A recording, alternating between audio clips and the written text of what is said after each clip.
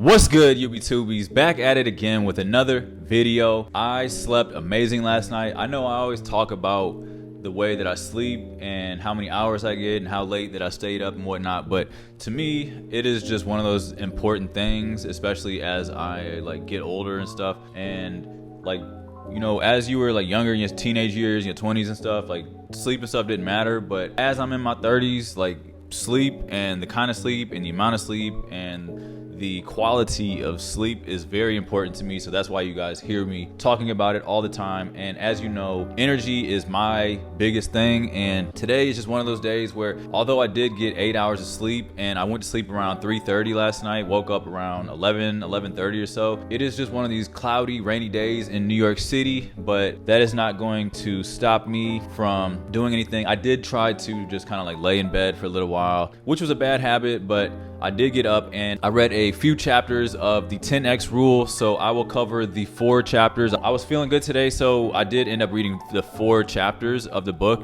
but they're more smaller chapters, easier to digest as opposed to 4 really long chapters, but very insightful. I'm about to cover those here in a second, but just wanted to hope you guys are all doing amazing this weekend. It is Saturday, so nothing but positive Saturday vibes coming from my end. With that said, guys, today I do want to try to run a few things to the store. I do have a bag that I picked up from Aime Leon Dore, and that was a few weeks ago. I just keep holding things off, and I don't want to miss the deadline for the window of time to be able to take things back. And on the website, they make the process kind of difficult to try to return things, and they actually don't give you your money back. They only give you store credit, which is fine because I love the brand. It's my favorite brand. But just the fact that on the actual website itself, it shows me the 2 items that I'm keeping, but the one item, the black bag that I'm trying to return, it says that the item is unavailable. And I tried to reach out about returning it and stuff. You're supposed to get a receipt and stuff off online for the return, and I reached out to them. They only sent me a barcode or the thing that goes on the outside of the box for them to ship it and stuff, but the actual receipt and stuff, it's unavailable, so I can't actually click on the item online to be able to start the return. So it's just this mess where I'm just gonna send the item back without going through the actual steps required to make the return. So I'm just hoping that goes all smooth and don't run into any more issues and when I do send it back and they try to send it back to me because this, that, and the third. But I also have a few items from Amazon. I did try to pick up a throw pillow and then I ordered it and then realized, here, I'll actually just show you guys. It's actually just the sleeve of the throw pillow, not the actual throw pillow itself. I guess this is cool, but I wanted to actually have the pillow itself. I don't know if it makes that big of a difference, but I got the lumbar support kind of pillow for the couch right here. And the colors just went perfect with my apartment. It literally has every color from my rug and vibe and everything. So I do like the style, but I just thought I ordered the actual pillow itself. And it only being the sleeve, then I gotta go find a pillow on my own end. I guess it doesn't really make that big of a difference. I guess I could easily just go and find a pillow that goes on the inside, but just gonna take that back. And then also, I do have those pants that I was gonna return to ASOS as well. So those Abercrombie tan linen pants that I got, the baggy ones, I'm returning those as well. So just a few items that I do and have had sitting here that I've been trying to run to the store, just haven't made time for it. And just this rain is just kind of killing the vibe a bit, and I do want to try to just get over there and get it over with. The weather is not looking too good for the next few days. It looks like it's gonna be raining for the next 4 or 5 days, so I gotta it's one of those things where I just kind of gotta rip the band-aid off, just go ahead and just do it. A lot of times yesterday would have been good, the day it was pretty nice weather the past few days, and I could have easily done it then, but I don't know, just kind of contemplating and just kind of sitting around and not making things happen in that regard. But I do have other priorities that I try to focus on as opposed to that, but those are things that are on a time crunch where if you don't do it, you'll end up missing the window of time. But today I also want to try to go to Trader Joe's, get a few more groceries. I do need to get more chicken and just a few more snacks and stuff. I just want to get some things. I've been feeling good about cooking lately and just want to keep in that habit of trying to cook. I actually haven't bought any outside food besides that pizza, only obviously when I'm out and about, I can't like stay at home and cook and eat the food that I prepared and whatnot. But I think the only food that I have purchased in the past like week or so was that pizza that I picked up at the pier in Jersey a couple days ago. So I've been doing pretty good as far as like saving my money and eating good, and it feels good. The fact that I'm like doing something positive like that. Like, although you guys, like, I don't see eating out as a negative necessarily. Like, it can be depending on what you eat and stuff. But as long as you working out, you working hard, and you know you're a foodie like me, I don't see too big of an issue with going out to eat, although it can add up. But I do enjoy my food. That's part of the reason why I love New York City, is because the diversity, the amount of food options available, and the amount of food that is still open, usually at the later ends of the night. So, but with that said, guys, like, I still do have one more thing of leftovers for that tikka masala. It was smacking, it was good, so I'm going to be probably eating that here soon. And then yeah, I just haven't been able to put on like any outfits or anything lately, and I just been really craving to like put on some of my clothes and stuff. But like I said, guys, like, I don't really like wearing my clothes when it's like rainy and like muggy and cloudy and stuff outside. So like it's like my tier 2 level of clothes, I guess, that I throw on, because I don't want to like rip the tags off of stuff and then like the first day that I wear it gets soaked and rain or like whatever. But yeah, guys, let me go ahead and just jump right into the book. So yeah, guys, like I said, I did read a few chapters of the 10x rule, 4 chapters today. So I just like having an easier digestion of chapters to read, rather than like having to read or consume like 50 pages or more.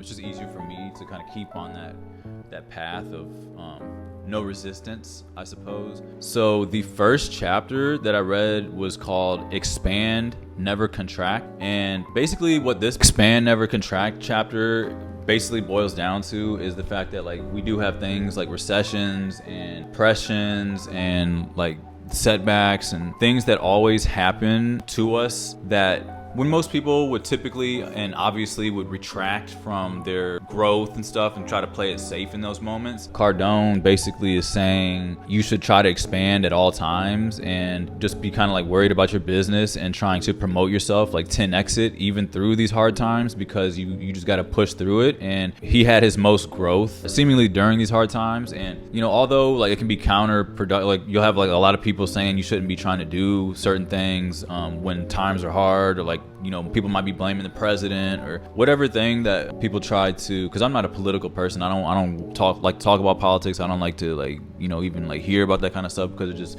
to me, politics is just a really negative thing, but that's another story. But just like when things like seemingly are going on the downfall, most people just kind of retreat and like kind of pull things back as opposed to going full steam ahead. And he's basically just saying always keep your foot on the pedal, and no matter what, you should always just be kind of like just focused on going full throttle and doing as best you can as far as your business goes. And just basically saying like while everybody is in retreat mode or kind of like running away and playing it safe like that, that's how you essentially dominate, is because everybody else is kind of like running away and not putting forth that effort, when that's when you can essentially, you know, take an advantage of a moment like that, because now you can like lock down and like really start putting forth action towards things while everybody else is kind of running away. So I hope that makes sense. It was a pretty simple chapter to digest, but that's basically what I got from it. And then the next chapter was Burn the Place Down. And so Burn the Place Down chapter is basically always adding fuel to your fire. So like you might have a little flame going, and you should always constantly be trying to add fuel or add more wood to your fire to let it grow. And you want to eventually just keep on putting so much fire and wood and energy towards that thing that you're chasing that you eventually burn the house down. I hope that metaphor makes sense, but that's what he basically is trying to say. Is it's exactly what the 10x rule implies, is that you got to kind of hunker, I guess the word is hanker down on the fact that there is no plan B. Like a lot of people do kind of focus on like the plan B or like the what if, or like, you know, trying to worry about the safety net kind of thing, and as opposed to just like, if you just focus on going full steam ahead and don't worry about anything else, like that's how success comes. And yeah, success is not going to be for everybody, but just kind of getting in that mode where you're not worried about having a plan B or any of that kind of stuff, because that is where it takes your mind off of what actually needs to be done, and you start using some of your energy to focus on stuff that isn't as important, and start kind of like you just lose your momentum and stuff when you start worrying about, you know, just playing it safe and not keeping that foot on the pedal, like I said earlier, just constantly, you know, putting so much effort. Basically, if you just commit like there's no turning back, and you just like you're going 110 miles an hour as opposed to just 15 miles an hour, like you'll put forth that effort, you'll put forth that 10x effort, as opposed to just kind of giving it like 50% effort, if you know what I mean. So like a lot of these chapters are similar in a way, but like he's just kind of like wording it in a way that makes sense and just kind of like driving it home, if that makes sense, throughout the book. And then the next chapter is fear is a sign to do it, and this chapter really kind of like resonates with me the most, because I always kind of approach fear as something to face and go towards, as opposed to retreating from it. So this chapter really touches base on the fact that most people are fear driven and fear based, and a good example that he used was the boogeyman, and the fact that the boogeyman, so most children are kind of afraid of the boogeyman, which is like, you know, the child is scared, looks under the bed, he's checking to see all the dark corners of the room, you checking your closets, and you checking like all these things, when you realize that the boogeyman, or the kid eventually realizes that the boogeyman is not real, it's all in your head. He's basically saying like adults also have their own boogeyman in their head and create things that do not exist. And the acronym that he used for fear is false events appear real. So that's basically the analogy for the boogeyman, meaning when you are afraid of something, it's generally a green light, meaning like you should be going towards that thing. By any means am I like, you know, some crazy successful person or anything, but I'm just saying like I choose to live my life going towards fear, as opposed to, it seems like the vast majority of people try to play it safe and are very fear driven. And if I, you know, have to break up with my ex and move across the country alone, and you know, it seems very scared, I've never done this before, and like, oh, like, you know, what if I can't find an apartment, or what if I can't get a job, or and then just recently, actually, I just a couple days ago, actually, I didn't tell you guys that I just left one of my jobs. I did enjoy the job with Ford. It was a lot of cool people that I worked with and good vibes, but the thing is that like I worked with my ex, and I don't want to, you know, there's nothing like, you know, we're on good terms and everything, we don't talk, but it is just the fact that like I don't want that energy around me. I don't want to just play it safe, so to speak, and just continue to do the same thing and have no growth. And because of the fear of like, oh, like I'm gonna lose this section of income, I'm gonna lose this amount of money, or like I'm gonna lose these opportunities, because of the fear of stepping away from it and just kind of focusing on my own journey and my own self. It is a fear that I kind of seek to go towards, if that makes sense, because I would rather face that fear and just know that in almost every opportunity where fear is presented and I go towards it as opposed to retreat or run from it, it seems like in most cases, and at least for me personally, there's been a positive benefit. And like obviously, like me leaving this job a couple days ago, I let them know I'm not coming back this next season. Like I know that there's a chance that like I might not make as much money, or I might not have as many opportunities and stuff, but it's like on the other side of that, like I get rid of this like kind of negative energy, and like I don't have to like be around her, and I get to like, you know, kind of be free and like do my own thing. And with that said, like there could be a million other possibilities that come from leaving this thing, as opposed to just kind of like playing it safe and knowing that this job is secure, it's gonna be paying my bills. And like I hope that makes sense to you guys, but I'm trying to give my own personal, just real moments in my personal life to help explain fear. And like, you know, just like a lot of people, when you're talking about going on vacation and stuff, people might be saying, oh, like you shouldn't don't go to Africa and stuff like this because it's fear driven. Don't go to Mexico because they're cutting people's heads off, and like there's a whole bunch of like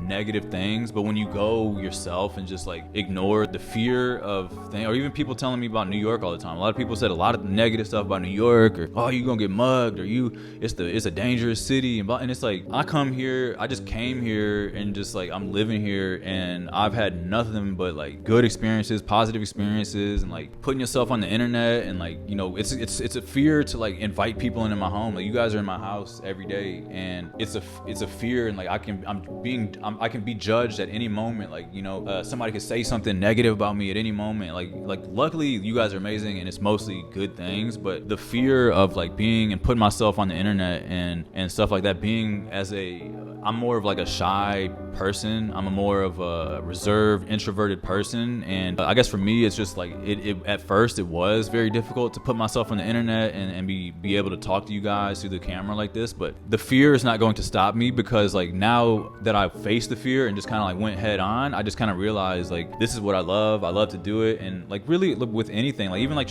something as simple as like trying to talk to a girl or talk to a woman, it's like, it's, yes, you don't want to do it. It's a lot of fear that she might reject you, or like applying for a job or whatever it is, like they might reject you, say no, whatever, but like they could also say yes. You know what I mean? Like sending emails to a company, trying to reach out and work with them, like you send it out and they might say no.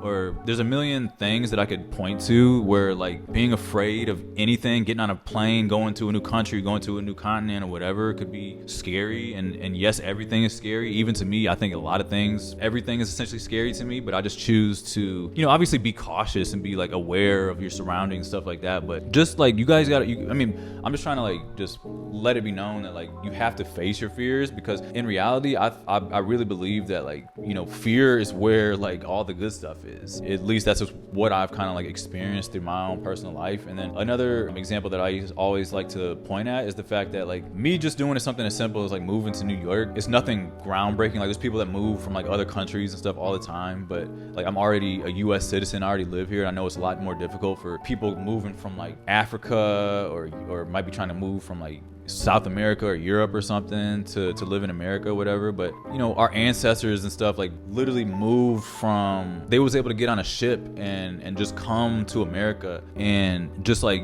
had no clue that America like even existed. They just kind of got on a boat and just kind of like showed up here and started living. And it's like I couldn't even imagine like doing something like that, like, you know, hundreds of years ago, just like getting on a boat and just like going out. First of all, the ocean is very scary. Like we only know like 10% of the actual ocean, and you get on the ocean and like you could have a thunderstorm, the boat could wreck, it could crash into an iceberg, you could sink. Like where are you gonna get your food from? Like could be a whale that's like, or a shark that's like as big as the boat and eat the boat, and like pirates, and like there's all this like crazy stuff. But like they still got on the boat and like they showed up in America and essentially just, I know that like you can go down this whole like, you know, negative history thing about like, yeah, they took over and like all the negative stuff, slavery and the Indians and all this other stuff, but I'm just talking about like the positive aspect, as far as these people like got on a boat, which is scary, and came to a new place and discovered it, quote unquote discovered it. And like I'm just talking about the fear part of it, like just the fact that they can do that, and then like hundreds of years later, like I'm sitting here and I'm gonna act like my fear of like getting in front of a camera or like moving to a new city or like quitting a job or something is like some serious thing or something. Like, yeah, of course, like it's like we got our safety nets and whatnot, but like I'm just saying, like just try not to live by fear and try to just kind of face it. I know I kind of got off on a little tangent there, but it's just one of those chapters that really resonated with me, because I just don't like to see people fear driven, or, you know, I try to like help people not react in a fear mindset, if that makes sense. Go to the last chapter, was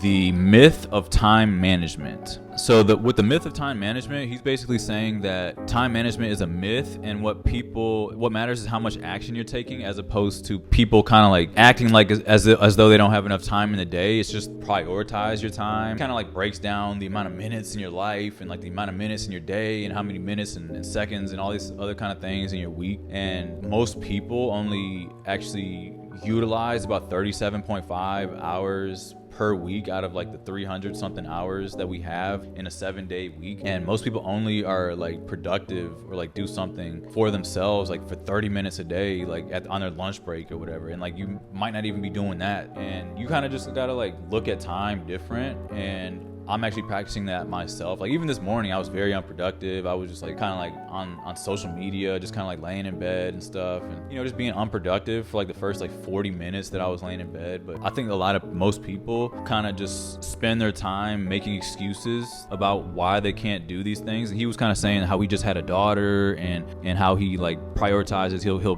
dedicate in a couple hours to like make sure he's spending time with her and his wife so that they can have quality time and make sure that his marriage is all good, and then also have time to dedicate to his business and his growth and his own personal aspects, when most people kind of just like come home and want to just sit on the couch and then they work all day. You'll work an 8-hour shift or whatever, but then like make an excuse and just like watch TV for 3 hours or something, as opposed to like doing something productive. And then they'll still try to make the excuse that like, oh, like there's not enough time in the day for me to write that book, or there's not enough time in the day for me to go out and practice shooting jump shots, or like whatever your thing is. Like you don't have to be an artist, you don't have to be a basketball player or entertainer or anything, but I'm just saying, like whatever your business is or whatever you're trying to go towards, like people just generally just make excuses as opposed to just kind of like realizing how much time you actually have, and just like prioritizing your time and not like wasting it doing stuff that doesn't benefit you. And that's basically what that chapter covers. And I hope I didn't like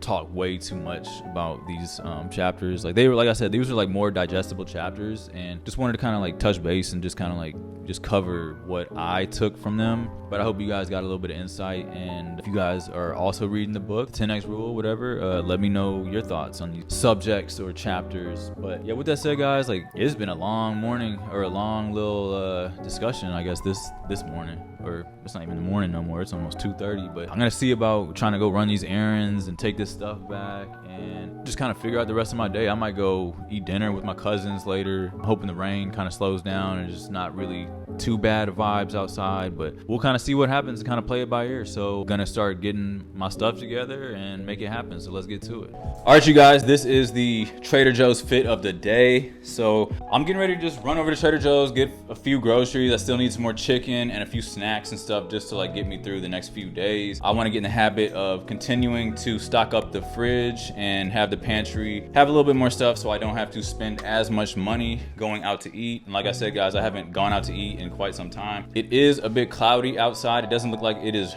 raining that much as we speak, but it might start like drizzling and stuff. I just want to go through the outfit of the day real quick. So starting on head, I do have the ALD cap. This is the green one that I told you guys that it has like sweat stains and stuff in it. I try to clean it as best as I can, but for right now, I hope it is all good and nobody notices. Obviously, people aren't going to be paying that close of attention to my hat details, but I just wanted to throw a different color. I've been wearing the blue one a lot, and I wanted to switch it up with the green one. So there's that. I just popped the tags off of this blue Abercrombie striped shirt. You guys saw me pick this up about a week or so ago. So getting its first wear in today. Like I said, guys, I like wearing button-ups and stuff, but just because it's like rainy and stuff, I just kind of don't want to throw my like, best outfit or like whatever I feel like is my favorite outfits and stuff. So just kind of like just something, so like I don't care if it gets wet. I don't care if it gets messed up in the wash as much, because I still like the shirt, obviously, but just it's kind of like second tier, like if you understand kind of what I'm saying. I do have the Bershka smart pants. So these are just some smart trousers,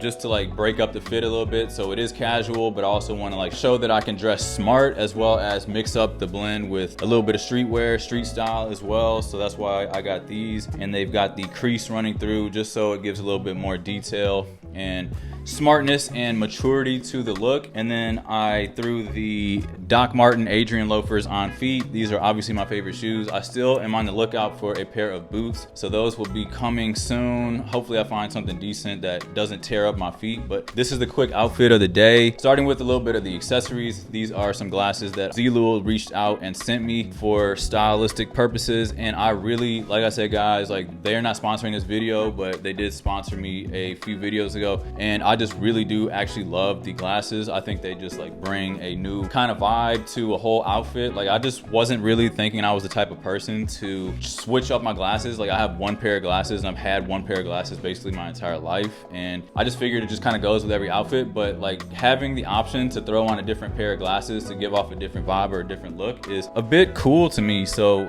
this is that like retro 70s kind of like dad, kind of like nerdy vibe, and I just think it is so dope to go with the fit, because I'm kind of like giving off a little bit of like retro vibes with the fit. And then I do have my kind of everyday accessories with the rings that I picked up in various places across the world. And then I do have the pocket chain. So this one I did pick up. I don't know if I ever told you, like I picked up my pocket chain in Tokyo at a thrift store. And basically with my jewelry and stuff, like I could either get it online, but the vast majority of it, I get it from a place that I visited across the globe. I just feel like it is more true to me. I feel like it's more authentic, and it feels like it's more expressive of my journey itself. So that's why I get my jewelry typically in places that I have like vacationed or, you know, just visited and whatnot. But this is the outfit of the day. And then it is like 65 degrees, so I am going to throw on the trench coat.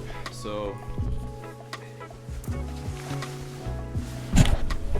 this is the ALD trench coat. This is the Gore-Tex blend, so it is a little bit more breathable, so better, and it is like windproof and water resistant as well. So I noticed that when it's like hot and wet and muggy outside and stuff, like the body, I can't get the heat gets trapped in when you're wearing a jacket and stuff. And I guess Gore-Tex just kind of like lets your body's heat come out of the jacket, but does not let water in. I guess that's just me like reading articles and watching YouTube videos and stuff about what Gore-Tex is. But that's the vibe today, because in New York, no matter if it's hot or cold outside, I tend to just get very hot when I'm in the subway or just kind of like walking around. It could be dead in winter and be like 15 degrees outside. As soon as I step foot inside of a store, restaurant, whatever, I just immediately start sweating like crazy. I don't know why that is, but that's the case. And then also, because I am going to be picking up some groceries, I actually might stop at Target as well, just because I need like hand towels, stuff like that. But this is the tote bag, also from ALD. So I'm pretty ALD heavy right now, as you guys can tell, with the trench coat, the hat, and the bag. But that's the vibe that I'm feeling right now, so that's what we're gonna do. And then I didn't tell you guys, I literally just killed a cockroach that was just kind of like running through my bedroom. That's the first one that I've seen in my bedroom. It was not as big as the last one that I killed that was out in my bathroom, but this one was like kind of like small to medium size. And like I said, guys, like, I hate cockroaches. Like, I don't know if I'm just gonna have to call the exterminator. I'm not seeing a ton of them, but like just like seeing them in general just kind of like, you know, keeps me like a little bit uneasy and stuff. And I just want to be at peace. And to me, I don't know if I'm just gonna have to just pay, you know, somebody to come over here and like do something, like spray stuff or like seal up some holes and stuff. But I just hate bugs, and I'm just gonna try to do whatever I can to mitigate the issue. Like I said, it's not an infestation, it's not like a crazy issue or anything, but just even seeing one of them is enough for me to just like be uneasy about it. But yeah, with that said, guys, like going to go out here in this rain and just pick up some groceries. So if you guys want to follow along, let's go ahead and go. If you want it, you can grab it with your hands. Nothing's out of reach. If you really want something, if you need it, you can grab it with your hands. Nothing's out of reach. If you really want something, we all know that it's the only way to really say what we're gonna say. If we rise up and try to make it right, righteousness is not a fight. They all thought that we would never learn. Consciousness will never burn. If we rise up and try to make it right, know yourself and you will see the light. If you want it, you can grab it with your hands. Nothing's out of reach. If you really want something, if you need it, you can grab it with your hands. Nothing's out of reach. If you really want something, the situation's in a hurry. We won't be waiting here in vain for the buzz of prosperity in this world of insanity. All right, you guys, just getting back from going to Trader Joe's. It did take me quite a little while to get everything, and there's no service down there. So like just kind of every time I go to Trader Joe's, it's kind of like take my time and just kind of like browse the aisles. I do have a list, a grocery list that I generally set up in my reminders. And I still end up just kind of like going back and forth through the aisles and then circling back through the aisles over and over again. I don't know why I do that, but I don't know. Trader Joe's is a vibe. They play good music in there, and there's no service, like I said, so you can't really like listen to music, but the music is so good. And generally the people who shop at Trader Joe's are just, in my opinion, like there's just, it's not like shopping at Walmart and stuff. Like Walmart is generally like a kind of like weird vibe, and when you're at Trader Joe's, it's just for whatever reason the tempo and the vibe and the people and the customer service and the employees and the people who shop there and everything is just like love. And I don't know how else to explain it, but it's just a vibe. But let me not just, and first of all, like I am sitting on my couch with my outside clothes, like I'm getting ready to go over to my cousins, and I just don't feel like taking my pants off and then putting them back on and all that stuff. So just gonna just run through this quick grocery haul real quick, show you guys what I did pick up. Just starting, everything bagels. Obviously these are the best ones.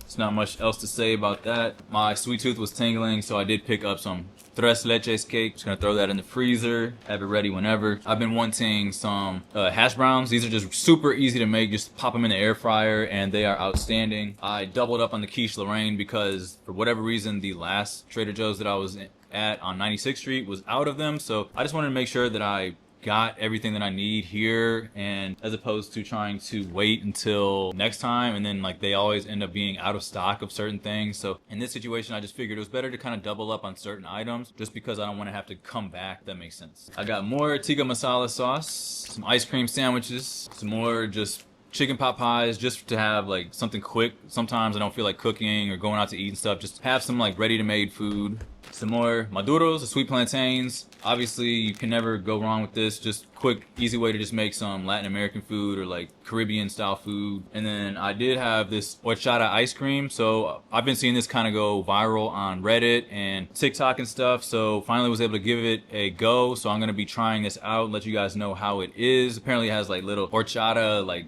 pieces in it. So I'm just really excited to try this out. I went with the yellow organic tortilla chips this time. They were out of these last time. These are generally the tortilla chips that I normally get. And then to go with those tortilla chips, I do have some guaca salsa. So it's just a blend of tomatillo, which is the green salsa that you typically find at like Mexican restaurants and stuff. And then it's just kind of mixed with guacamole. So this is just a perfect blend in my opinion. An easy way to just have salsa and guac as opposed to buying the two separately. I doubled up on the okonomiyaki. So as you guys know, I don't know if you guys saw in the other video, I did make the okonomiyaki, which I did find in Japan, Tokyo. Well, actually the first time I had it was in LA, but it's essentially a Japanese pancake that is made from cabbage, which is basically my favorite vegetable, just because like I was just eating so much of it in Japan and stuff. It just kind of like made its way into my palate, and now I just absolutely love everything that has cabbage in it. But I do not eat the tuna flakes because I don't like fish and stuff like that, so I just throw away the tuna flakes. And then last time I put bacon on it. I'm not sure what I'm gonna do this time, but probably I still got some strips of bacon, so I'll just be eating this again soon. Throw those in the air fryer as well. Some more gyoza chicken. And then I did double up on the chicken thighs. These make a mess sometimes, like even putting them in these green bags, they still like drip juices everywhere. So I'm gonna kind of keep these off to the side. And then this truffle aioli stuff is amazing. I used to make bagel sandwiches, breakfast sandwiches, bacon, egg, and cheese bagels all the time in LA, and throw this sauce on all of my sandwiches and stuff, and it was just outstanding. I just kind of forgot about it. I haven't been shopping as much as I used to, but yeah, this truffle aioli, 10 out of 10. And then more sweet tooth stuff. So I got these Scandinavian gummy bears, or gummies, Scandinavian swimmers I guess they're called. But yeah guys, I just always am like late at night when I'm editing and stuff is when I kind of just like feel like snacking on a bunch of stuff. So I did get some just regular cream cheese, the brick style. And then sauces, I did get soyaki, so it's just soy sauce mixed with teriyaki sauce, and this is good for like stir fries and stuff. I've used it before to make like Asian style stir fry and stuff like that. Gyoza dipping sauce. I realized that like I haven't cooked any eggs or nothing since I've been here. Like I literally haven't cooked eggs probably in I mean I couldn't even tell you the last time that I've made eggs for myself, like probably like 6 months or longer. And I just don't like picking up eggs and stuff from Trader Joe's because it's just such a hassle to have to carry it back home, and I don't really like, unless I get like organic eggs and stuff, I don't really like eating regular eggs. It's got to be like brown, organic and stuff like that for me. So that's why you haven't been seeing me cook eggs, but eggs are just in so many good dishes, like stir fries and sandwiches, breakfast sandwiches, and like you just literally throw eggs in Korean dishes and literally whatever. And I need to start doing that, so I'm gonna have to figure out a way to get some type of eggs. I'm sure one of these stores around here sells organic or brown eggs and stuff, but I want to start getting a little bit more creative with my cooking and stuff, like get back in the habit of that, because it's been such a long time. But that does it, guys, for the grocery haul. Getting ready to go over to my cousin's and just kind of get some content, catch a vibe. Apparently they're making enchiladas, so just gonna go catch a vibe and see what's up. So I will send it off over there. I'm just gonna put this stuff up and then head out. So if you guys want to come see a glimpse of what we get into, I will bring you along with.